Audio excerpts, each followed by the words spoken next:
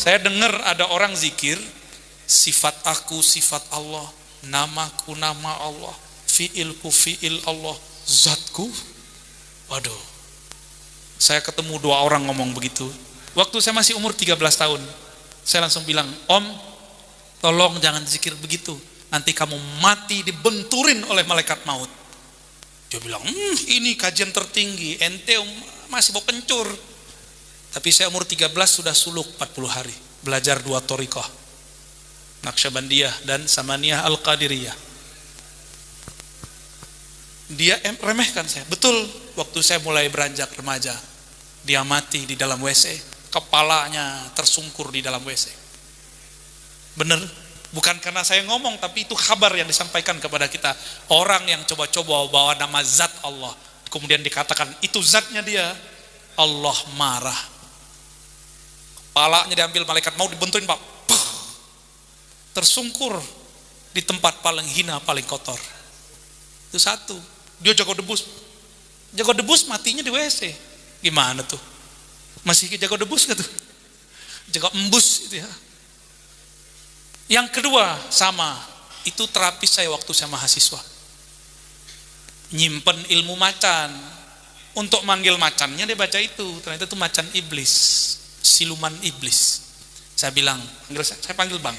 Bang, tolong, saya cinta sama abang, jangan dipakai lagi bang. Saya khawatir abang direnggut dalam sesaat oleh malaikat maut tanpa diberikan waktu untuk bernafas. Ini kajian tertinggi, dia ngomong gitu juga. Kamu kan sekolah doang, ngerti apa kamu? Dia remehin lagi, itu kan sombong gak tuh? Sombong. Kejadiannya sama, dia merebut musola, merebut surau, tiba-tiba mati malam hari apa sore saya lupa. Kepalanya dibenturin malaikat ke tempat buang air kecil di WC surau. 2 orang udah. Ada yang mau coba lagi? Ada yang mau coba lagi? Tolong hentikan zikir-zikir setan itu ya. Itu zikir iblis ya, Thariqat Azaziliyah. Namanya keren ya. Thariqat apa? Azaziliyah. Siapa tuh Azazil? Iblis. Azazil sudah puluhan ribu tahun ibadah di surga, tapi dia tidak sama sekali bisa tembus melihat arasy Allah. Nabi Adam baru dicipta, tapi karena dalam diri Nabi Adam ada nur Muhammad memancar, dengan pancaran itu dia bisa memandang ke arasy Allah. Jadi lebih sakti mana Nabi Adam atau Azazil iblis? Iblis ribuan tahun zikir, mimpin surga. Surga itu kayak pesantren lah, pesantren langit. Dia khidmah jadi pemimpin zikir di situ, mimpin manakib surgawi. Tugasnya mimpin zikir jahar, zikir sir. Semua zikir yang ada di alam semesta, terutama dari bumi sampai ke langit, tapi di atas langit dia nggak tahu lagi. Itu ada catatannya pada Azazil. Jadi hati-hati ya, karena dia kolektor ijazah talqin zikir. Jadi hati-hati, pemburu ijazah belum tentu selamat. Karena satu hal yang dia tidak pernah baca. Dia sering zikrullah tapi tidak menyebut nama Habibullah. Tahu sebab salah dia? Dia sering baca la ilaha illallah tapi dia tidak tutup dengan Muhammad. Dia bilang, mana Muhammad itu? Gak ada. Kan engkau saja yang ada ya Allah. Kayak tinggi ma'rifatnya iblis itu ya. Ya Allah, cukup engkau saja yang aku katakan la ilaha illallah, aku tidak butuh selainmu. Nabi nggak disebut-sebut. Dia kira Allah bisa ditipu ya. Emang karakter Azazil ini turun ke munafik. Yukhadi'unallah, mereka mengira bisa menipu Allah. Allah tahu dia gengsi salawat kepada Rasulullah Muhammad sallallahu alaihi wasallam. Maka apapun thariqat antum, apapun mazhab, apapun manhaj, apapun wiridan, nggak ada salawatnya, thariqatnya udah ganti. Thariqat Azaziliyah. Ya thariqat tua juga sih. Keren juga, tapi PA. Sakti. Azazil itu sayapnya hampir sama banyaknya dengan sayap Jibril alaihis. Padahal Azazil itu murid Jibril. Kenapa? Semua catatan zikir Sayyidina Jibril ada pada Azazil. Kolektor nggak tuh? Kolektor sanad dia, kolektor ijazah, tapi dia bangga dengan sanad ijazahnya. Kan berulang sekarang. Ini nggak ngelarang antum koleksi sanad ya, kumpulkan sanad sebanyak-banyaknya, tapi jangan pernah sombong. Orang ciri-ciri yang benar bersanad, dia tambah tawadu karena tambah merasa tidak berilmu. Azazil tidak bisa memandang nurmu, Nabi Adam memandang isim Muhammad. Di dalam kitab tadi Al-Khasa'is Al-Kubra disebutkan, ini riwayat Israiliyat, tapi Imam Suyuti membolehkan menyebutkannya. Berarti ini masuk ke hadisu an Bani Israel. Kamu boleh cerita tentang Bani Israel.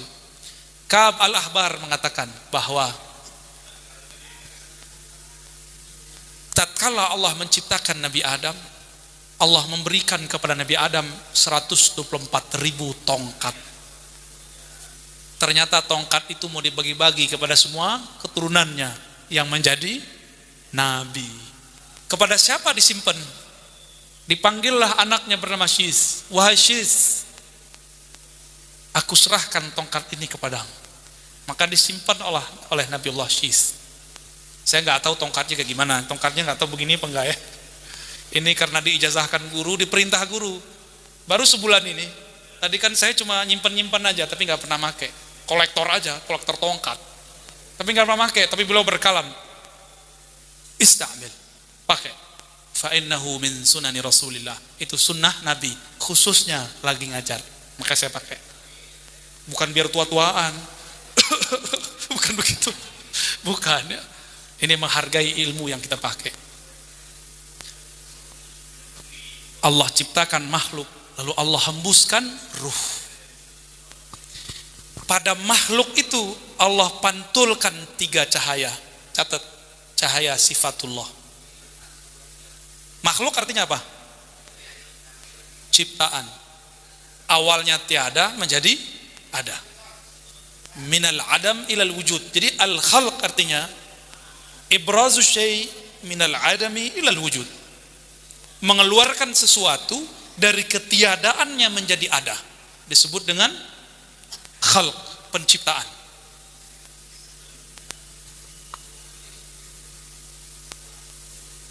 Setelah Allah pancarkan sifatnya, maka tampaklah namanya. Sifat rahmah, memancarkan beberapa nama, Rahman, Rahim. Benar? Satu akar kata enggak? Rahmah. Benar? Rahmah. Apa arti rahmah? Kasih sayang. Rahman kasih, Rahim sayang. Udah gitu. Itu gampangnya ya. Berarti rahmah sifat, Rahman nama. Bisa bedain? Sabar dengan penyabar beda enggak? Sayang dan yang punya kasih sayang itu beda. Sayang itu sifatnya, Rahman itu namanya. Berarti udah 2. Nur asma, asmaullah, nama-nama. Turunlah dari nama itu al-asmaul husna. Maka dianjurkan kita membaca al-asmaul husna. Terus, dan yang ketiga, mengadakan dari tiada menjadi ada itu, perbuatan mewujudkan dari tiada menjadi ada, itu namanya fi'il, bernamalah af'alullah. Apa arti af'alullah? Perbuatan. Coba, di tubuh kita ini ada 3-tiganya. Akang jantungnya yang gerakin akang apa siapa? Beneran? Yakin? Bisa gerakin sendiri nggak? Coba bilang, tung, diam dong. Bisa nggak? Nggak bisa. Siapa yang gerakin? Itu fi'lullah. Berarti Allah setiap hari bekerja nggak di tubuh kita? Coba, ada yang sudah punya uban belum? Antum belum punya uban ya? Udah punya uban nih kayaknya nih ya. Udah. Coba, bisa nggak nahan ubannya? Nggak bisa. Berarti yang nguasain satu helai rambut Bapak atau Allah? Dipanggil Bapak marah dia nanti. Karena udah ada uban saya nggak panggil Bapak. Baik. Satu uban tumbuh saya tidak sanggup menahannya. Satu jerawat tumbuh saya tidak sanggup juga menahannya. Ya. Dulu kami ziarah ke Tuan Guru Zuki di Kedah. Ternyata murid Abah Anom. Ya jauh-jauh ke Malaysia ketemunya murid Abah Anom. Saya mikir-mikir, ya Allah, orang jauh dari Malaysia berguru ke Tasik. Masa saya nggak berguru ke Tasik? Ya, katanya di sini ada keturunan-keturunan di Garut apa di Tasik. Said Ahmad Zaini Dahlan. Bener ada ya? Di Tasik apa di Garut? Tasik. Katanya masih ada ya. Ya, semoga keturunan-keturunan beliau diberkahi Allah. Amin. Amin. Saya berangkat cuakep. Nah, bahasa Jawanya. Guanteng. Kasep. Begini. Sorry. Kasep ya. Apalagi? Udah, gelis. Berangkatnya keren. Pulang-pulang Allah kasih pelajaran. Karena berangkat merasa keren, pulang-pulang kere. Dikasih sama Allah ini. Jadi ini ingin mengingatkan saya kepada Tuan Guru Zuki. Ini bekas dari saya kena cacar. Kena cacarnya di Malaysia. Orang berlibur, kita masuk ke Thailand, saya kepanasan, kedinginan. Orang asik-asikan ketawa-ketawa, saya menangis dalam batin ya. Alhamdulillah dikasih cash langsung. Berangkat merasa keren, pulangnya N-nya hilang. Kere. Alhamdulillah. Nggak ada yang nggak ini. Maka saya ngelihat ini tuh saya bersyukur. Tapi saya bersyukur lagi kalau dia hilang ya. Tapi nggak apa-apa ya.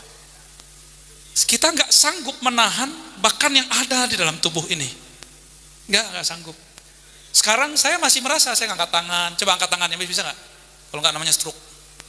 Coba angkat tangannya, bisa. Tuh, itu yang angkat siapa? Serius? Antum yang angkat kok Allah yang angkat? Ada jawabnya. Wa ma tasyauna illa ay yasha Allah. Tidaklah kamu mengangkat berkehendak kecuali Allah lah yang berkehendak. Wa ma ramaita iz, tidaklah kamu yang melempar panahmu kecuali Allah lah yang melempar. Nama, sifat dan af'al itu semua adalah inti-inti dari Nur Muhammad. Jadi Nur Muhammad itu nama Allah. Nur Muhammad itu sifat Allah. Maka kalau sudah diajar zikir oleh guru, zikirnya masuk ke dalam kolbu, berarti Nur Muhammad sudah masuk ke dalam kolbu. Gitu. Cuma hati-hati, harus ditutup pakai solawat, karena iblis Azazil dulu banyak zikir tidak iblis itu zikirnya banyak, sakti, tapi dia nggak tembus ke aras, berarti tidak kasyaf. Tahu kasyaf? Tidak Allah singkapkan, hijab tidak Allah buka. Nabi Adam hanya diajarkan asma, wa 'allama Adam al-asma'a kullaha. Nabi Adam diajarkan nama-nama. Kalau ada, kita buka handphone, yang diminta nama bukan? Kalau kita mau download sesuatu, ada namanya kan? Nama email. Itu semua pelajaran. Kalau mau download ilmu dari Allah, harus punya nama. Ya, bukan cuma nama fisik. Ketika Allah Subhanahu wa taala mengatakan, aku ingin dikenal, aku ciptakan makhluk, lalu hembuskan hembusanku. Ciptaannya ini bernama alam, hembusannya ini bernama Ahmad. Paham? Ahmad ini dipandang oleh Allah Subhanahu wa taala. Maka Ahmad ini berkeringat. Memancarlah di situ nur. Disebut Nur Muhammad. Itu biar gampang ngapalinnya, dibuat cerita begitu ya. Jadi Ahmad memancarkan nur. Nur yang mengitari Ahmad itulah namanya Muhammad. Itulah yang dimaksud oleh baginda Nabi, kuntu nabiyan, aku dulu sudah pernah diangkat jadi nabi dan selama-lamanya nabi. Itu dia Ahmad. Maka pengangkatan Ahmad itu adalah Allah menghembuskan. Begitu. Allah hembuskan, itulah pengangkatannya. Dan itulah yang disebut solawatnya Allah. Jadi innallaha wa malaikatahu yusholluna 'alan nabi. Sesungguhnya Allah bersalawat kepada an-nabi, bukan ar-rasul. Salawat Allah kepada an-nabi adalah hembusannya Ahmad. Apa arti Ahmad? Coba ditasrif. Hamida Yahmadu. Coba pakai ana. Apa arti ahmadu? Aku memuji. Ya. Satu. Sekarang Ahmad dalam pemaknaan tafdil. Ini jangan pakai bab yang ono dulu ya, yang pakai Sayyidina. Ini kita lagi bab bahas nur. Jadi kita kurangi dulu istilah-istilah yang menghabiskan kosakata. Ahmad isim tafdil. Apa arti isim tafdil? Afdal, af'al.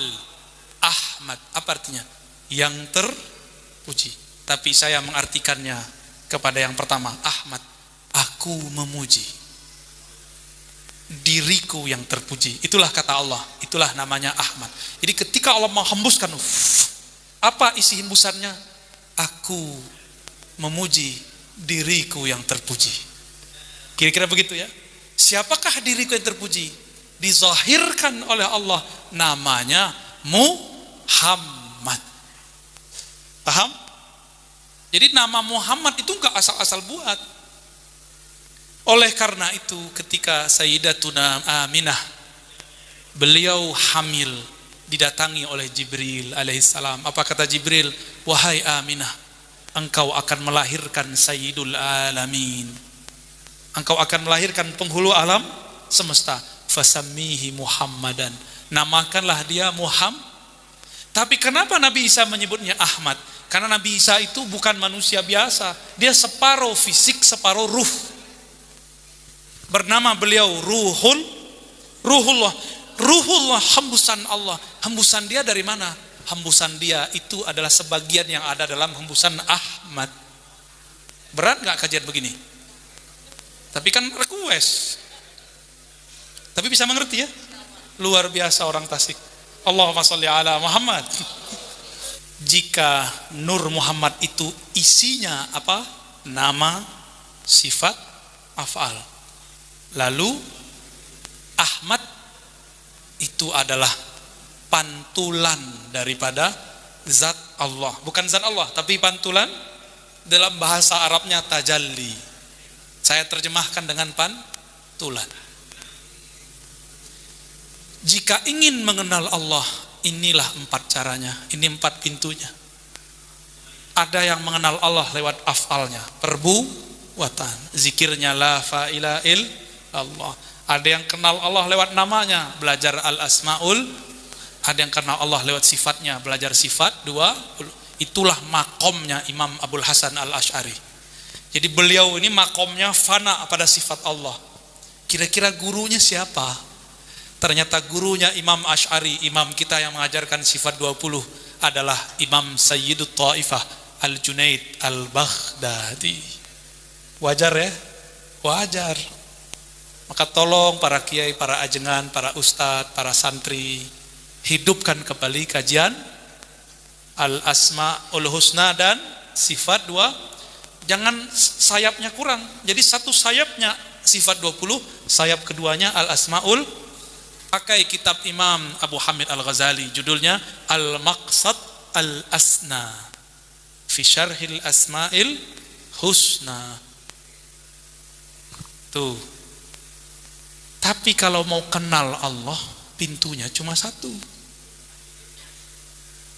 Harus kenal ruhnya kita.